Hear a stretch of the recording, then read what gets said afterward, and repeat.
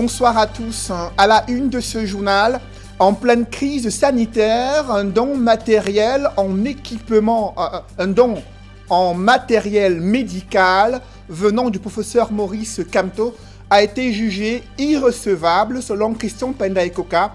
Le coordonnateur de l'initiative Cameroun Survie a été scandalisé d'essuyer un refus catégorique au ministère de la Santé publique, lequel n'a réceptionné aucun équipement médical offert par l'opposant, le professeur Maurice Kamto. Que s'est-il réellement passé? Élément de réponse en ouverture de ce journal. Après une série de reportages d'Equinox Télévision mettant en exergue les inquiétudes et les angoisses des chefs d'entreprise et organisations patronales, des mesures d'assouplissement viennent d'être annoncées à la fois sur le plan économique, fiscal et social, avec à la clé l'annonce d'une enveloppe spéciale de 25 milliards de francs CFA pour l'apurement des stocks de crédit TVA et une légère augmentation des allocations familiales et d'autres mesures visant l'ouverture des débits de boissons et snack-bars avec des confusions entretenues dans l'esprit des Camerounais. Nous en parlerons au cœur de ce journal.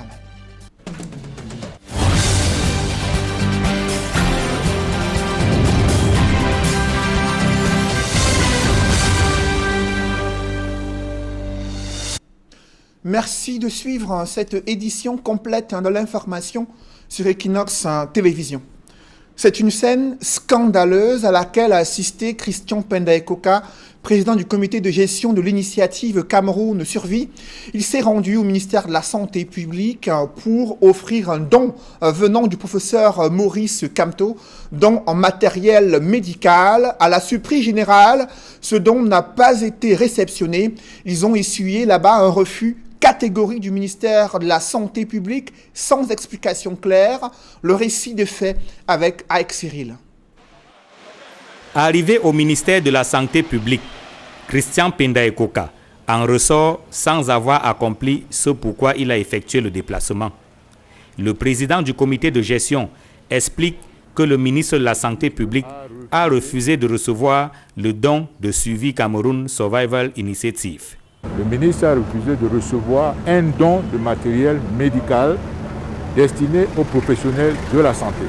Le ministre était bien dans son bureau. J'ai vérifié, j'ai demandé à ce qu'il me reçoive pour que je puisse lui faire part de ce don. Le ministre a refusé de recevoir ce don. Je parle bien du ministre de la Santé.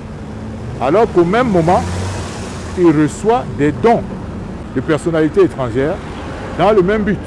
Sur les raisons de la fin de non-recevoir opposée par le ministre de la Santé publique à Survival Cameroun Initiative, Christian Penda Ekoka dit ne rien comprendre. Ça, on ne sait pas. On a laissé une lettre avec une décharge. Il va probablement nous écrire, on ne sait pas pourquoi, mais tout ce que je tiens à vous signaler, c'est que c'est un don de matériel médical destiné aux professionnels de la santé. Je ne vois pas quelle peut être la raison pour laquelle il refuserait de recevoir un tel don. J'ai beaucoup de mal à comprendre.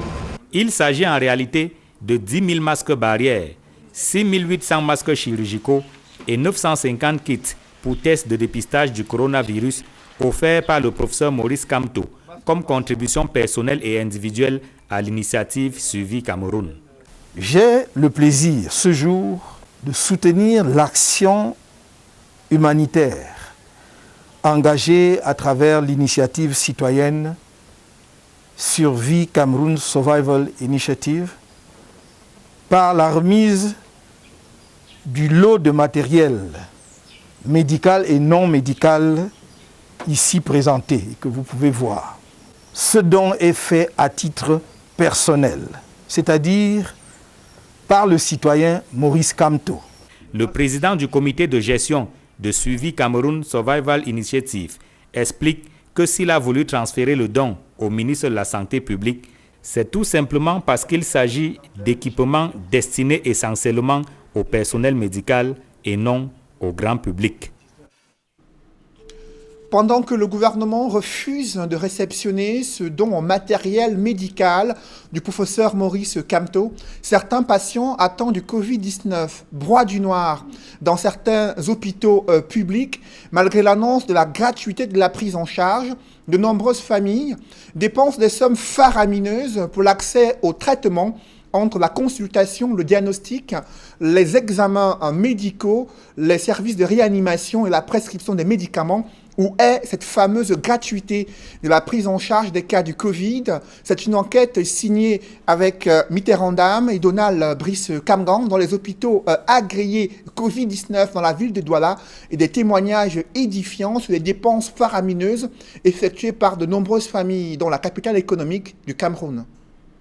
Nous avons déjà fait environ 2 jours ou 3 d'hospitalisation et nous sommes pratiquement à 200 000 de dépenses. Ces déclarations sont celles d'une proche d'un patient atteint de coronavirus. Un malade pris en charge à Douala dans un hôpital public agréé par le gouvernement. Les pouvoirs publics déclarent pourtant que la gratuité des soins est consacrée pour les patients Covid dans les centres spécialisés. Mais des plaintes comme celle de cette dame, il y en a des dizaines. Si peu de familles témoignent devant micros et caméras, en raison du regard stigmatisant de la société et la crainte des représailles, le ministre de la Santé publique, très actif sur les réseaux sociaux, est régulièrement saisi par les victimes. À Douala, la quasi-totalité des hôpitaux agréés sont incriminés. L'hôpital gynéco-obstétrique et pédiatrique au quartier Yassa, l'hôpital à Kentini, l'hôpital général entre autres. Dans certaines de ces formations hospitalières, des sous-internes indiquent que les patients Covid s'acquittent des frais d'antibiotiques, des frais de soins, des frais d'examen, des frais d'hospitalisation, excepté la chloroquine et les tests de dépistage. Seul responsable d'hôpitaux à avoir accepté de nous accorder une interview, le directeur général de l'hôpital gynéco parle d'une amalgame. Un malade qui arrive à l'hôpital, il est pris en charge avec nos moyens. Pour ceux que nous n'avons pas, et d'ailleurs l'hôpital ne peut pas avoir tous les médicaments de la terre, d'autant plus que la plupart de ces malades viennent avec ce qu'on appelle des comorbidités. Ils sont hypertendus, ils ont du diabète, on a besoin d'autres antibiotiques et nous les envoyons leur donner des ordonnances pour aller acheter les médicaments. Mais sauf qu'il y a dans l'entendement du public comme si l'hôpital devait leur donner de l'argent pour aller acheter les médicaments pour les amener. Nous n'avons pas de ressources, c'est inimaginable d'ailleurs. Le ministre de la Santé publique a reprécisé dans une lettre circulaire aux responsables des hôpitaux publics concernés que la prise en charge des patients Covid est gratuite. Autre récrimination, la question du scanner. Les patients sont encouragés à y faire recours dans les hôpitaux, d'après de nombreux témoignages, en lieu et place des tests de dépistage. La différence est que le scanner permet de détecter rapidement le statut des cas suspects, mais très onéreux. Entre 68 et 100 000 francs CFA en ce moment, dans les hôpitaux publics à Douala. Parce que le scanner, c'est pour un particulier. C'est là maintenant que je rentre. Moi, mes soins se collectent jusqu'à 68 000, je sais pas, je paye à la caisse. J'ai fait le scanner à 120 000. J'ai fini 50 000 l'autre jour à acheter les remèdes, les chloroquines, les zinc, Donc, c'est un peu ça. Là aussi, le ministre de la Santé publique dit non. Manaouda Malachi vient d'instruire de mettre un terme à l'usage systématique, dit-il, du scanner. Une constance, la prise en charge des patients Covid est onéreuse pour les hôpitaux publics qui n'ont pas pour la plupart reçu de dotations particulières, mais qui doivent supporter les charges supplémentaires de plus en plus asphyxiantes. Ce qui se passe, c'est qu'on a l'impression qu'il n'y a pas une coordination. C'est-à-dire le ministre, pour lui, c'est gratuit. Maintenant, ceux qui doivent mettre les moyens, c'est forcément pas le ministre de la Santé. Peut-être le ministre des Finances ou je ne sais pas moi d'autres, n'ont pas mis les moyens sollicités par le ministère de la Santé. Du coup, le ministre, lui, sait que c'est gratuit parce que le gouvernement, la haute hiérarchie a décidé que c'est gratuit. Maintenant, les moyens seulement ne sont pas mis à disposition. Du coup, quand vous arrivez dans un hôpital, on vous dit, mais nous, on n'a pas, le scanner, il est payant parce que c'est un privé qui a mis son scanner là-bas, et voilà, il faut payer. Donc. La prise en charge d'un malade de Covid-19 coûte 4 millions de francs CFA à l'État, d'après une récente estimation du ministère de la Santé publique. Une pression budgétaire supplémentaire pour un système de santé parmi les moins financés en Afrique. 2 mois après l'apparition de la pandémie du coronavirus au Cameroun, le chef du gouvernement se montre optimiste. Selon Joseph Dione Ngouté, le nombre de personnes déclarées guéries de cette maladie à coronavirus ne cesse de croître et le taux de mortalité des suites de ce virus demeure faible lorsqu'on le compare au nombre de patients testés positifs. Pour le Premier ministre du Cameroun, ces résultats encourageants ont amené le président de la République à décider des mesures d'assouplissement afin de soulager les secteurs durement impactés. Désormais, les débits de boissons, restaurants et lieux de loisirs sont autorisés à ouvrir au-delà de 18 heures avec obligation pour les clients et usagers de respecter les mesures barrières, notamment le port du masque et la distanciation sociale. La mesure réduisant le nombre réglementaire de passagers dans tous les transports en commun est également levée. Cependant, le port du masque reste obligatoire et la surcharge interdite. Sur le plan fiscal, il est décidé une suspension au titre du deuxième trimestre 2020 des vérifications générales de comptabilité, le report du délai des déclarations statistiques et fiscales, l'octroi des moratoires et de différés de paiement aux entreprises directement affectées par la crise. Les mesures de recouvrement forcé sont suspendues. Il est prévu un soutien à la trésorerie des entreprises à travers l'allocation d'une enveloppe spéciale de 25 milliards de francs CFA pour l'apurement des stocks de crédit TVA en attente de remboursement. La déductibilité totale pour la détermination de l'impôt sur les dons consentis par les entreprises pour la lutte contre la pandémie du coronavirus. Dans le secteur de l'hôtellerie et restauration, il y a l'exonération de la taxe de séjour pour le reste de l'exercice 2020. Dans le secteur des transports, il est prévu l'exonération de l'impôt libératoire et de la taxe de stationnement pour les taxis et mototaxis, ainsi que la taxe à l'essieu au titre du deuxième trimestre. Pour les commerçants, il est prévu l'exonération au titre du deuxième trimestre de l'impôt libératoire et des taxes communales au profit des petits revendeurs de vivres, la suspension temporaire pour une durée de 3 mois du paiement des frais de stationnement et de surtaxi dans les ports pour les produits de première nécessité. Il est également décidé un cadre de concertation MINFI, MINEPAT, avec les principaux acteurs économiques afin d'atténuer les effets de la crise et de favoriser une reprise rapide de l'activité économique. Sur le plan social, il y a la suspension des contrôles sur place de la CNPS entre le mois d'avril et le mois de juin 2020, le maintien pendant les 3 prochains mois du paiement des allocations familiales au personnel des entreprises ne pouvant s'acquitter des cotisations sociales ou ayant mis le personnel en congé technique, l'augmentation du niveau des allocations familiales de 2 800 francs à 4 500 francs CFA, l'augmentation de 20% du niveau de certaines anciennes pensions, précise Joseph Dione Ngouté, le Premier ministre. Le chef du gouvernement révèle également que de nombreux agents publics ont abandonné leur poste de travail sous prétexte d'un prétendu confinement en raison du Covid-19. Il les somme de regagner sans délai leur unité de service, faute de quoi ils s'exposent aux sanctions disciplinaires. Dans sa communication, le Premier ministre annonce la prorogation pour une durée de 15 jours supplémentaires des autres mesures de restriction prises dans le cadre de la riposte sanitaire. Il demande aux populations de porter systématiquement le masque de protection dans tous les espaces publics et d'éviter les rassemblements. Cette prorogation des mesures de restriction est loin d'être respectée dans le département du Mungo, notamment à Loum, où les enfants censés rester à la maison sont envoyés dans les espaces marchands pour faire du petit commerce, s'exposant ainsi à des risques de contamination communautaire avec un probable impact sur leur famille. C'est une réalité vécue par nos reporters Jacquino Molon et Jean-Paul Chouniat. Arrêt des classes le 17 mars dernier pour épargner les élèves de toute contamination au coronavirus. La majorité des parents dans le département du Mungo ont envoyé leurs enfants dans les rues et marché pour y faire du petit commerce durant ces congés improvisés. Depuis qu'on a fermé l'école, on a de la mer avant. aller au champ et travailler à la maison. Si on ne vend pas, on n'a pas mangé. On a peur d'attraper le coronavirus, mais non, on se débrouille aussi quand même un peu.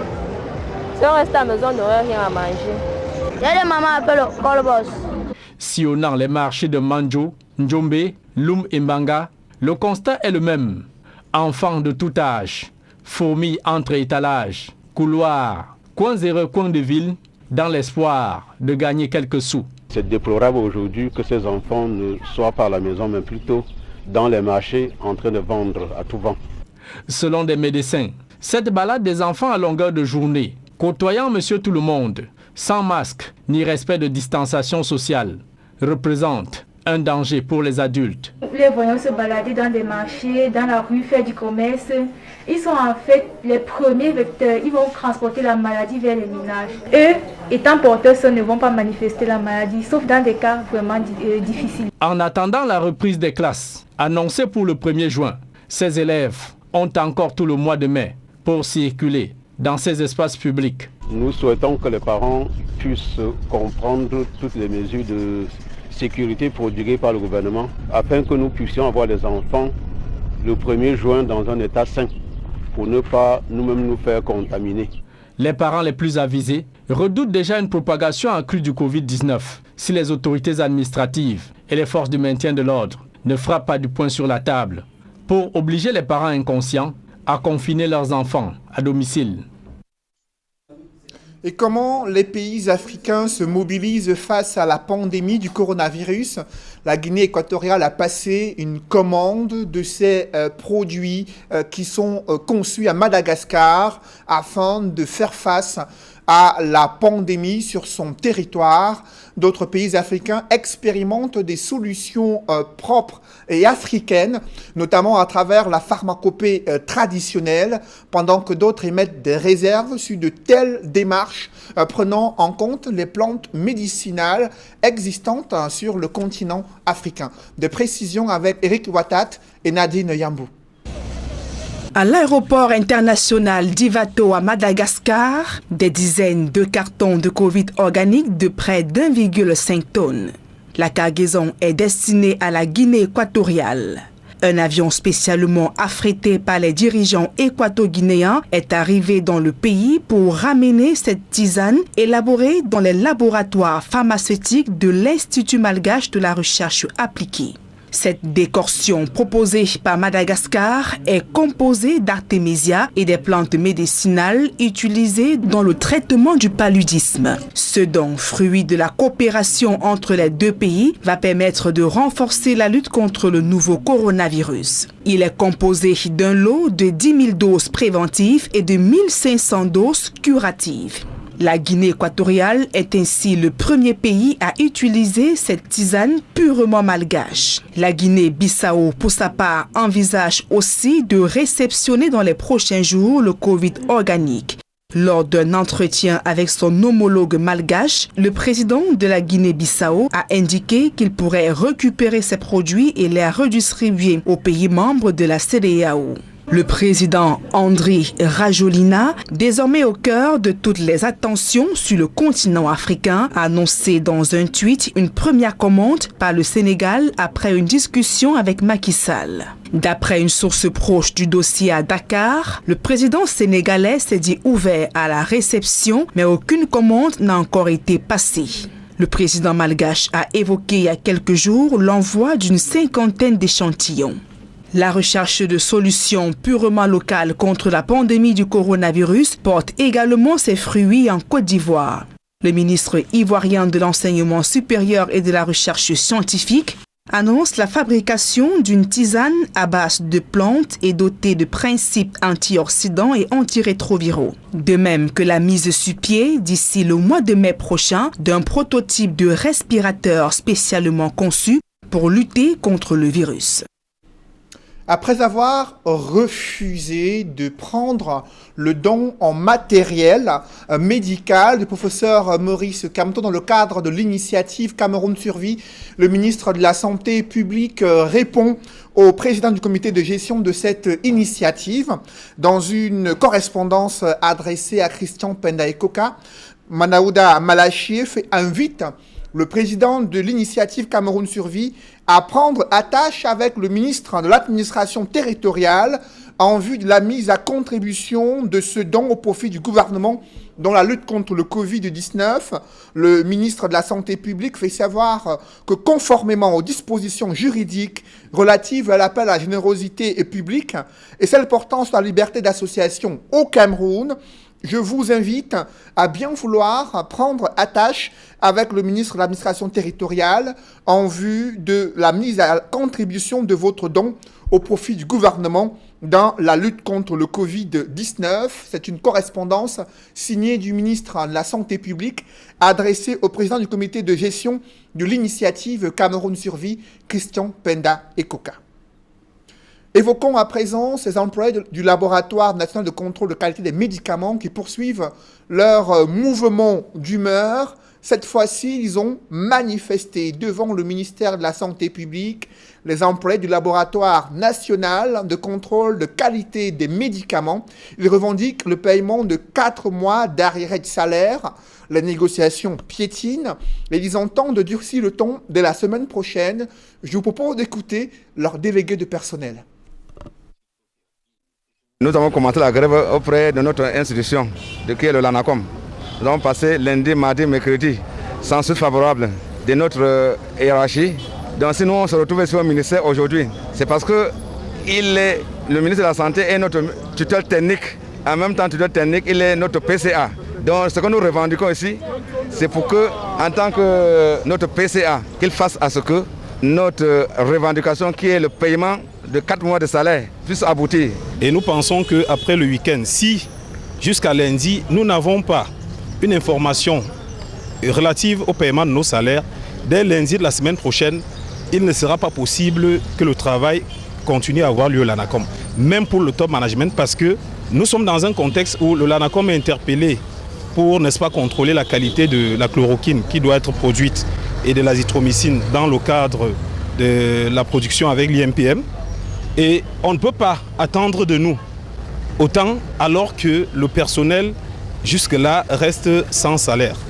Nous disons donc que dès la semaine prochaine, si notre mouvement de grève ne porte pas de fruits, il ne sera pas possible pour quelqu'un de mettre ses pieds au LANACOM parce que nous réclamons nos salaires. Le torchon brûle entre les commerçants du marché Coaban et la municipalité. Celle-ci a donné 3 jours aux commerçants pour rejoindre le site de recasement au lieu dit entrée-carrière. Ces derniers opposent une fin de non-recevoir, estimant non seulement que le site en question est un terrain litigieux, mais aussi la location des boutiques est hors de portée. La tension reste perceptible entre les deux parties qui restent campées sur leur position. Reportage Emmanuel Diop et Marcelin Gansop. Tout est parti d'un communiqué publié le lundi 27 avril dernier par le maire de la commune de Kolafamba. Dans cette mise en garde qui reste suspendue, telle une épée de Damoclès au-dessus des têtes des commerçants, il leur est donné 72 heures pour quitter le site où ils exercent actuellement leur activité, au lieu dit arrêt bus à Kouaban. Le maire évoque la lutte contre le Covid-19.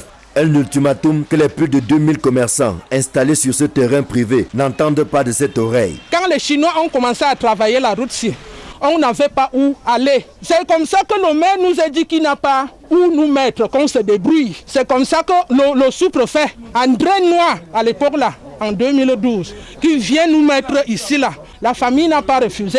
Il se trouve que l'exécutif municipal de Kolafamba, au bout de 7 ans d'inertie, a décidé de faire partie le marché de l'arrêt bus pour le lieu dit entrée-carrière, estimant que la tolérance administrative n'a que trop duré. Vous savez, quand vous allez détruire, on va vous dire, attendez, oui, il y a ceci, il y a les élections. On vous donne toutes sortes de raisons pour qu'on puisse tolérer ce qui n'est pas tolérable. C'est une prérogative régalienne du maire.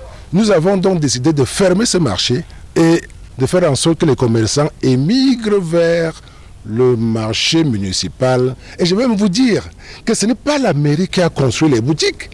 C'est les commerçants eux-mêmes qui ont construit leurs boutiques. Nous avons tout simplement aménagé un espace. Les commerçants qui refusent de bouger exigent des garanties, estimant que le marché de l'entrée-carrière est bâti sur un terrain litigieux. On ne fait pas le bras de fer avec notre père. Ce qu'on veut, qu'ils nous construisent un marché municipal, on va partir. Si c'est qu'on part à l'entrée-carrière, Nous, on en a marre. Nous ne pouvons pas quitter sur un terrain privé pour aller encore sur un autre terrain privé. Nous étions à la sous-préfecture tout récemment. J'avais demandé au maire, puisqu'il fait comprendre aux gens qu'il a construit des boutiques à l'entrée carrière. Je lui ai fait comprendre qu'il est sûr de lui qui nous donne les clés au moins de 2 boutiques. Et nous faisait comprendre que les enregistrements étaient gratuits. On est arrivé sur place, on prenait 2050 000 francs aux gens. Un argument que le maire de Kola-Famba balaie du revers de la main. J'ai dit aux commerçants, tous les commerçants ont mon numéro de téléphone. Si jamais il y a quelqu'un de la mairie qui les empêche d'avoir accès à une boutique, qu'il m'appelle directement au téléphone, je vais voir de quoi il s'agit et on va régler ce problème. Les boutiques sont accessibles à tous les commerçants. Au demeurant, le propriétaire de ce terrain a voulu obtenir une concession qui a été refusée. Donc ce terrain appartient à l'État aujourd'hui. Il y a des bâtiments qui appartiennent à celui qui s'est prétendu propriétaire du site. Nous allons voir avec lui comment on peut éventuellement, sur le plan humain et social, l'indemniser par rapport aux investissements qu'il a pu effectuer sur ce terrain.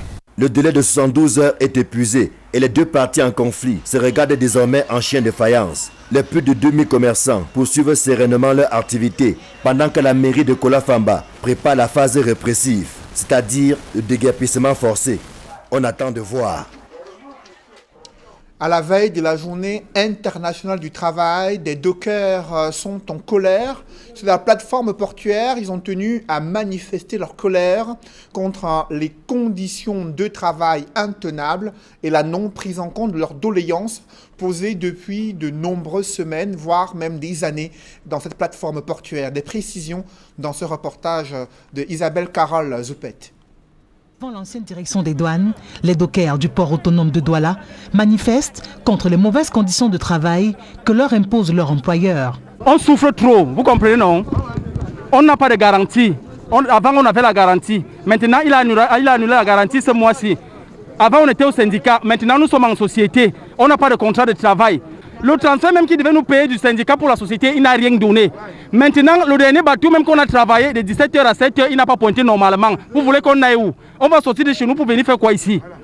Le seul problème que nous voulons, notre garantie revient. Pourquoi? Parce qu'un acquis qui est depuis 49, on enlève en 2020. Et pour ce mauvais traitement, ils exigent le départ immédiat et sans condition du directeur général de la Cameroun Docker Service. Georges Francis Moudilène, il doit partir. C'est la même chose qu'il a fait à Camraï. On l'amène ici pour venir nous tuer. Il est déjà tué. Il y a eu déjà plus de 600 personnes, 1700 qui sont partis au quartier. On les a licenciés abusivement, sans les payer. Est-ce que c'est normal? Nous sommes les animaux. Donc, qui part? Nous voulons que Moulin parte. Moulin, John Saucis, John Francis, les diététiques Joloda, le CDS qu'il faut qu'il part. Et tu tout le docker. Sans la garantie, là, le docker n'est rien. Mais on n'a pas une somme de base. Les primes de transfert, tout un tas. Nous, là, on chiffre. Même la CMPS. Jusqu'à notre départ des lieux, ces grévistes ont continué à manifester sous le regard vigilant des forces de maintien de l'ordre veillant au grain. Jusqu'ici, le top management de la Cameroun Docker Service ne s'est toujours pas prononcé sur les revendications de ses employés. Dans la municipalité de Yaoundé 5, les populations sont inquiètes, notamment en Kolmesen, là où certains habitants ont été sommés de déguerpir. Ils maintiennent leur décision de rester dans leur maison d'habitation, estimant qu'ils ont acquis ces espaces selon la réglementation en vigueur. Un avis que ne partage pas la mairie qui souhaite exploiter cet espace en vue de construire des centres commerciaux. Dès lors, des menaces se multiplient dans cette localité. Des précisions avec Gizogo. Rien ne s'arrange entre les populations de Nkolmeseng et leur mairie dans l'arrondissement de Yaoundé 5. Après notre passage récemment au lieu dit Momo-Belngal, l'épicentre de la menace d'expulsion s'est élargi vers une autre zone dénommée Ississalakwak, transformateur Belibi. En réalité, nous sommes installés ici depuis les années 2010 et nous sommes surpris qu'en date du 15-4, les agents de la mairie de Yaoundé 5e sont venus apposer des croix de Saint-André sur nos maisons, en nous mettant des convocations sur lesquelles était écrit « Nous sommes sur la parcelle qui était prévue pour la construction d'un marché municipal ». À en croire les populations, les démarches de la mairie sont frappées de beaucoup d'incohérences. Lorsque nous nous rendons donc à la mairie suite à ces convocations, l'adjoint numéro 2 du maire nous fait comprendre qu'au départ c'est une zone verte. Ensuite nous fait savoir qu'en réalité il était prévu la construction d'un marché municipal dans cette zone. Des prétentions qui, selon elle, ne coïncident guère avec les dires des vendeurs de ce terrain. Grande est notre surprise que la mairie maintenant là, on leur donne les pieds, ils veulent la tête. Ils viennent sur le terrain, au lieu de tempérer ce que les propriétaires terriens leur ont dit, ils sont en train de mettre les croix partout en disant qu'on va déguerpir partout. Quand nous remontons vers les propriétaires terriens, ils disent que ce n'est pas ce qu'ils ont dit à la mairie. On ne sait pas qui joue l'autre. En réalité, les vendeurs terriens les ont proposé cet espace que vous voyez derrière moi pour la construction d'un marché municipal. Les populations de ce Salakwak disent vivre désormais dans le désarroi et la peur. Vraiment, nous sommes finis. Nous sommes finis depuis plus d'une semaine. Les enfants pleurent, même moi la mère, je ne vis pas.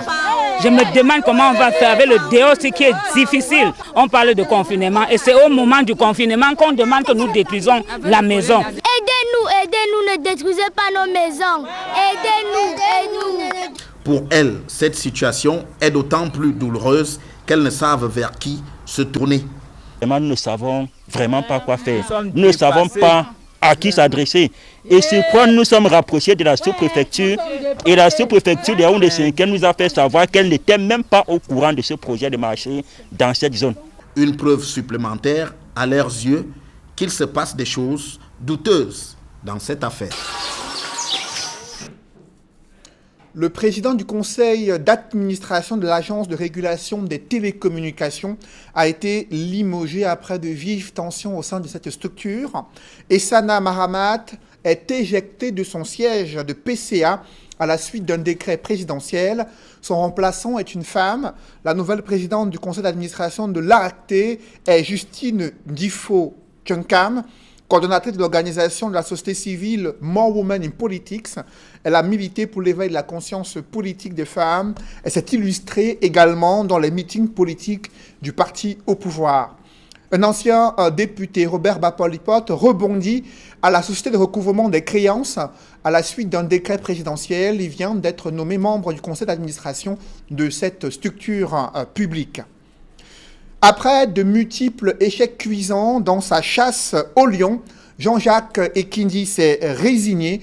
Le coordonnateur du mouvement progressiste a démissionné de son parti politique et annonce qu'il rejoint les rangs du RDPC, le parti au pouvoir, invoquant l'incapacité de l'opposition à pouvoir impulser une alternance démocratique au Cameroun.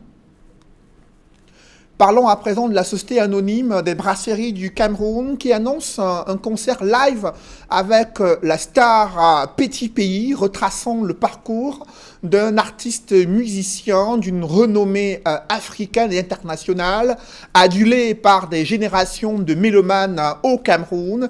Il va se produire en live sur les réseaux sociaux grâce à une initiative mise en place par la société anonyme des brasseries du Cameroun. Reportage.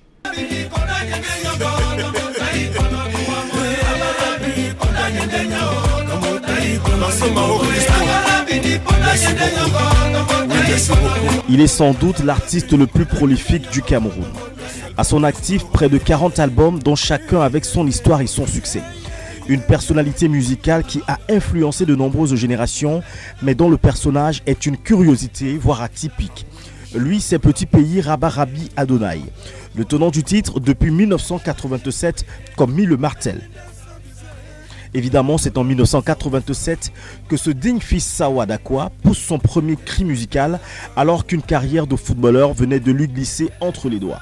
Ça fait mal porte le nom de sa première œuvre, un coup d'essai devenu un coup de maître. Adolphe Claude Alexandre Moudi est son véritable nom, âgé aujourd'hui de 53 ans. C'est le 5 juin 1967 qu'il voit le jour dans la capitale économique du Cameroun, Douala. Dans sa timide enfance, aucun signe musical ne laissait présager cette carrière de petit Moudi, comme on l'appelait affectueusement. Mon nom c'est Moudi Claude. Mon père s'appelait Moudi et Moudi veut dire en français pays. Alors le petit du Grand Mundi, petit pays tout simplement. Donc je suis né avec ce nom. Dans ma naissance, on m'a donné ce petit nom, ce sobriquet, Petit Mundi, petit pays. Véritable self-made, Petit Pays, par la force de l'audace, s'est forgé une identité devenue une véritable référence dans l'univers de la musique au Cameroun et en Afrique. Il n'y a pas de, il n'y a pas, il n'y en aura jamais, je vous le jure.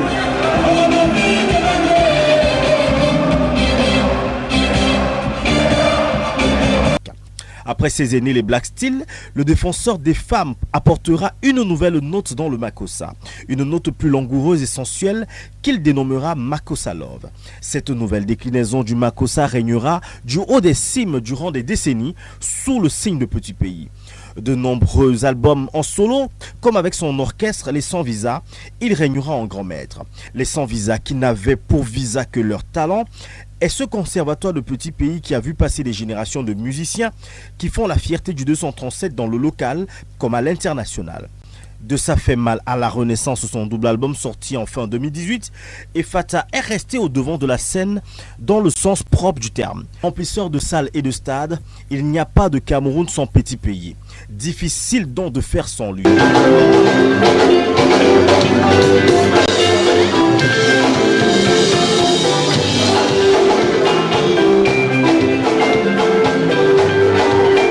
Mais un Cameroun qui l'accuse de mépris à son endroit à cause de, selon lui, une vraie politique culturelle inexistante. Un Cameroun dont l'industrie musicale est en crise. Un état des lieux qu'il n'a pas hésité de décrier dans ses chansons et même dans ses interviews. J'ai plutôt servi, je n'ai rien fait.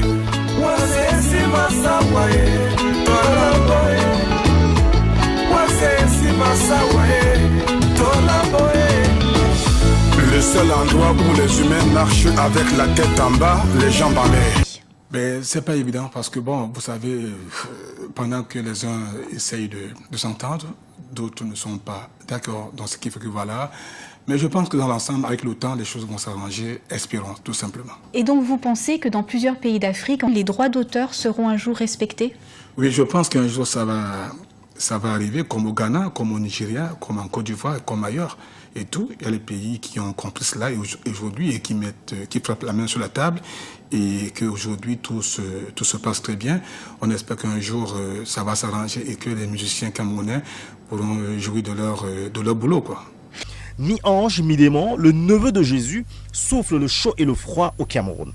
Mais pour le moment, même handicapé, parce que victime d'un accident en 2018 où il est en phase de rééducation, Petit Pays reste et demeure le grand maître du show au Cameroun.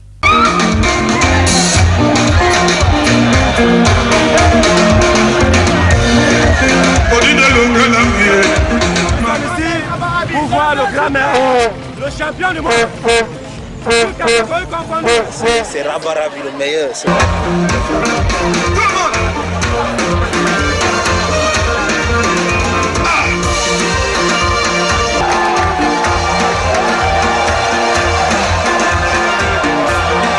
C'est au vu de ce parcours élogieux, même s'il est parsemé souvent d'embûches, que la SABC, à travers sa marque Castelbière, a tenu à célébrer ce travailleur acharné et passionné, tout en reflétant la grande communauté des travailleurs, cet exemple de la passion, de la patience, mais surtout d'abnégation. Ce sera en musique, comme il sait le faire ce 1er mai, dans le confinement, depuis le Jardin d'Éden à Beaumont. Connectez-vous.